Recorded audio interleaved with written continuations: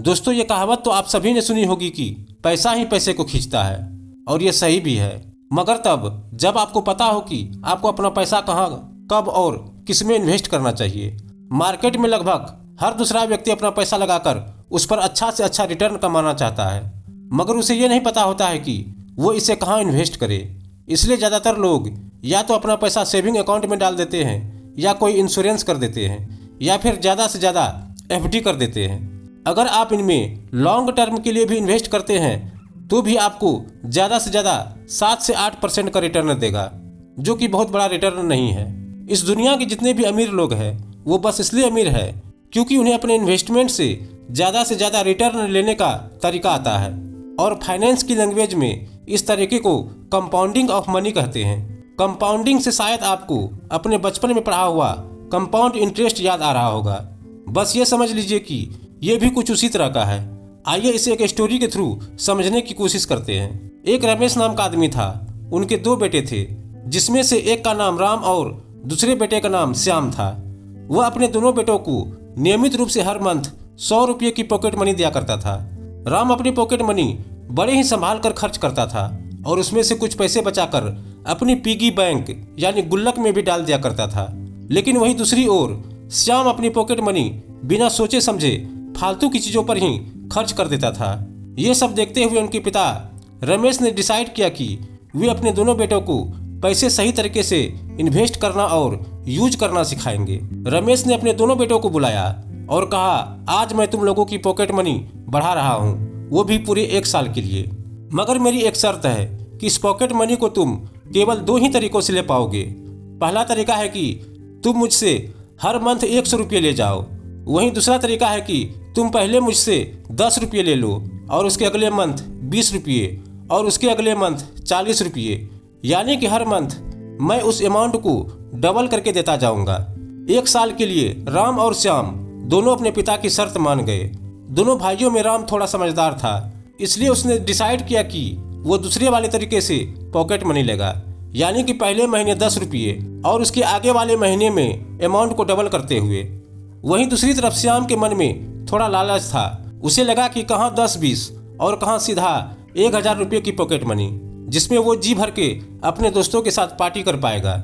उसने अपने पिता से कहा कि मैं हर मंथ 1000 रुपये वाले तरीके से ही अपना पॉकेट मनी लूंगा। रमेश अपने दोनों बेटों की बातों पर सहमत हो गए।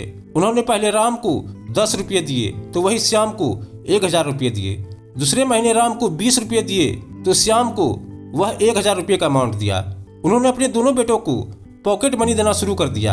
स्टार्टिंग के 6 महीने राम के लिए बड़े ही अनहैप्पी थे, क्योंकि इन 6 महीनों में श्याम को जहां टोटल 6000 मिल चुके थे तो वही राम के पास सिर्फ 320 रुपये ही आए थे।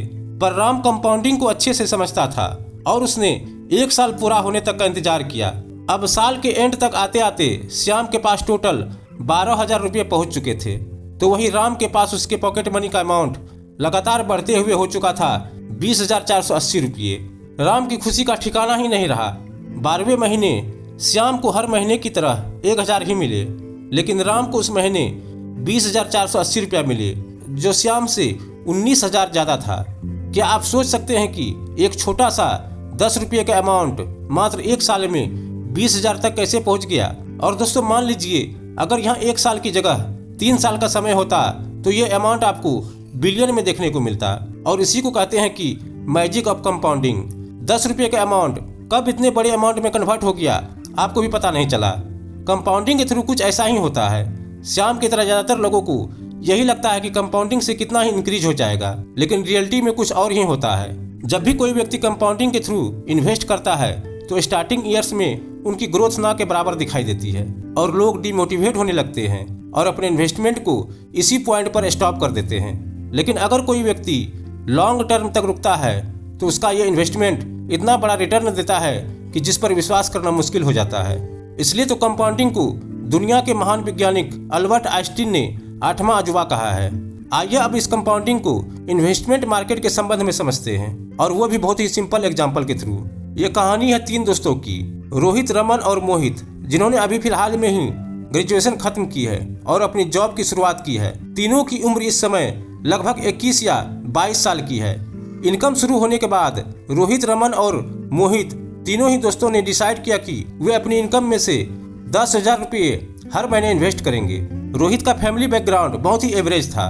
उसके पापा बहुत ही ट्रेडिशनल और टिपिकल माइंडसेट वाले व्यक्ति है। उन्होंने अपने बेटे से बोल रखा है कि वो शेयर और स्टॉक मार्केट के जाल से हमेशा दूर ही रहे और चुपचाप अपने 10,000 रुपये को FD में इन्वेस्ट कर दे। वहीं दूसरी ओर रोहित की माँ उसे सलाह देती है कि गोल्ड की कीमत कभी भी कम नहीं होती है, तो बेटा तू अपना पैसा गोल्ड में ही इन्वेस्ट कर।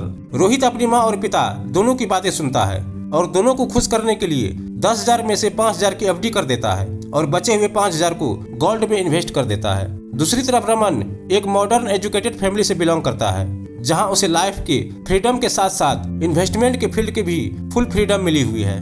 वो इन्वेस्टमेंट मार्केट के संबंध में जगह जगह से रिसर्च करता है, कुछ एक्सपर्ट्स की सलाह लेता है और एंड में अपने 10,000 में से 5,000 डेट फंड में इन्वेस्ट कर देता है और बचे हुए 5,000 SIP के थ्रू म्यूचुअल फंड में इन्वेस्ट करना शुरू कर देता है। तीसरा दोस्त मोहित, जो कि कॉलेज के टाइम से ही रिच पीपल और शेयर मार्केट में काफी इंटरेस्ट रखता है। वो शुरू से ही वॉरेन बफे और अन्य कई सक्सेसफुल इन्वेस्टर्स की बुक और थॉट्स को स्टडी करता हुआ आया है। उसे मार्केट की बहुत अच्छी समझ है, इसलिए वो मैजिक ऑफ कंपाउंडिंग को भी अच्छी तरह से समझता है। मोहित ने फैसला किया कि वो अपना 10,000 रुपये का पूरा अमाउंट स्टॉक मार्केट में इंडेक्स फंड में इन्वेस्ट करेगा और वो भी लॉन्ग टर्म के लिए। और साथ ही उसने डिसाइड किया कि वो अपना ज़्यादा से ज़्यादा समय मार्केट में रिसर्च करने में देगा। अब बारी आती है तीनों के कंपैरिजन की। तो अब से 30 साल बाद जब तीनों की उम्र 50 प्लस हो गई और तीनों के ही 10,000 के इन्वेस्टमेंट को 30 साल पूरे हो गए और 10,000 के हिसाब से तीनों दोस्तों ने इन 30 सालों में टोटल 36 लाख रुपए इन्वेस्ट किए। अब सबसे पहले हम बात करते हैं रोहित की। रोहित ने अपने टोटल इन्वेस्टमेंट का 50% FD में इन्वेस्ट किया, यानी कि 18 लाख रुपये, जो 30 साल बाद 7% के रेट के हिसाब से बढ़कर 61 लाख हो गए। वही उसने अपना बचा हुआ 50% इन्वेस्टमेंट गोल्ड में किया था, जो 8% के हिसाब से आज 18 लाख से बढ़कर 74 लाख हो गए। क्योंकि भारत में पिछले 30 से 40 सालों में गोल्ड ने लॉन्ग टर्म में एवरेज इतना ही रिटर्न दिया है। अब 30 साल बाद रोहित का total portfolio 61 lakh plus 74 lakh करके 1,35,00,000 का हो रहा है। लेकिन यहाँ दिक्कत यह है कि इतने सालों में महंगाई भी बढ़कर बहुत ज्यादा हो गई, जिसकी वजह से पैसे की वैल्यू में भी लगातार कमी होती रही है। ऐतिहासिक रूप से महंगाई का एक एवरेज रेट लेकर चले तो ज्यादातर से 1.5% रही है। इस हिसाब से अगर देखा जाए तो करंट टाइम में रोहित के पोर्टफोलियो की वैल्यू महंगाई से एडजस्ट करने के बाद मात्र 36 लाख रुपए ही रह जाती है। यानी कि इन 30 सालों में रोहित ने जितना पैसा इन्वेस्ट किया था, अंत में उसे उतना ही रिटर्न मिला। इतने सालों के बाद भी उसे इस इन्वेस्टमेंट से कोई भी प्रॉफिट नहीं हुआ। यही कारण है कि इंडिया में इतने सालों तक गोल्ड में इन्वेस्टमेंट करने के बाद भी लोग मिडिल क्लास ही बने रहते हैं। वे चाहते हुए भी इन तरीकों से कभी भी अमीर नहीं बन पाते हैं। सालों की मेहनत और सेविंग के बाद भी वे वहीं के वहीं रह जाते हैं और इसका एकमात्र कारण है इन्वेस्टमेंट का तरीका गलत होना। चलिए अब बात करते हैं रमन की, जिसने अपना 50% अमाउंट डेट फंड में इन्वेस्ट किया था और बचा हुआ 50% SIP के थ्रू म्यूचुअल फंड में। 30 साल बाद डेट फंड वाले इन्वेस्टमेंट से उसे रिटर्न के रूप में 61 लाख रुपए प्राप्त हुए, जबकि उसके दूसरे इन्वेस्टमेंट से, जिसमें उसने 5,000 रुपये SIP में इन्वेस्ट किया था, वो 14% के रेट से 30 साल बाद उसे रिटर्न के रूप में 2,40,00,000 रुपये प्राप्त होते हैं। टोटल किया जाए तो रमन को 30 साल के बाद लगभग 3 करोड़ से अधिक रिटर्न मिला, जो एक बहुत अच्छा रिटर्न माना जाता है। अब वही अगर मोहित की बात करें, जिसने अपना सारा पैसा इंडेक्स फंड में इन्वेस्ट किया था, उसके 36 लाख 30 साल बाद 15% रिटर्न के हिसाब से 6 करोड़ रुपये हो गए। और इतने सालों की उनकी मेहनत और मार्केट के उसके नॉलेज के कारण उसे तीनों दोस्तों में सबसे ज्यादा रिटर्न मिला। और करंट टाइम में महंगाई से एडजस्ट करके भी अगर देखा जाए तो उसके रिटर्न की वैल्यू लगभग 5 करोड़ रुपये होगी, जो एक बहुत ही बढ़िया अमाउंट होता है। इस अमाउंट में एक व्यक्ति रिटायरमेंट के बाद भी अपना जीवन अच्छे से गुजार सकता है और अगर वे चाहे तो अपना खुद का एक बिजनेस भी खड़ा कर सकता है। तो दोस्तों, आपने देखा कि कैसे रोहित, रमन और मोहित तीनों ने ही सेम अमाउंट इन्वेस्ट किया, वो भी सेम टाइम के लिए। लेकिन तीनों का इन्वेस्टमेंट का तरीका अलग अलग होने के कारण तीनों को ही अलग अलग रिटर्न मिला। रोहित को रिटर्न के रूप में सेम अमाउंट मिला, रमन को 3 करोड़ का एक अच्छा रिटर्न मिला, तो वही मोहित को 6 करोड़ रुपये का एक बेहतरीन रिटर्न प्राप्त हुआ। और ये सब पॉसिबल हो पाया सिर्फ इस वजह से कि मोहित को पता था कि what is the magic of compounding. जिस प्रकार हम सभी जब स्कूल में पढ़ते थे तो कंपाउंड इंटरेस्ट की जगह हमेशा ही सिंपल इंटरेस्ट यूज करते थे, क्योंकि सिंपल इंटरेस्ट बहुत ही सरल था कंपाउंड इंटरेस्ट से। यही कारण है कि हम सभी का माइंडसेट भी सिंपल इंटरेस्ट वाला हो गया है। और इन्वेस्टमेंट भी हम लोग वही करते हैं जहां से रिटर्न भी हमें सिंपल इंटरेस्ट वाला मिले। इसलिए सिंपल इंटरेस्ट वाले माइंडसेट को छोड़ना जरूरी है। अगर आप मार्केट के ऊपर रिसर्च करके अपने पैसे को काम पर लगाते हैं तो लॉन्ग टर्म में कंपाउंडिंग की मदद से एक अच्छा रिटर्न लेकर फाइनेंशियली फ्री हो सकते हैं। सो आई होप कि दोस्तों ये वीडियो आपको पसंद आया होगा। वीडियो पसंद आया तो वीडियो को ज़्यादा से ज़्यादा शेयर कीजिए, वीडियो को लाइक कीजिए, साथ ही हमारे चैनल को सब्सक्राइब जरूर कीजिए। फिर मिलते हैं एक नए वीडियो के साथ।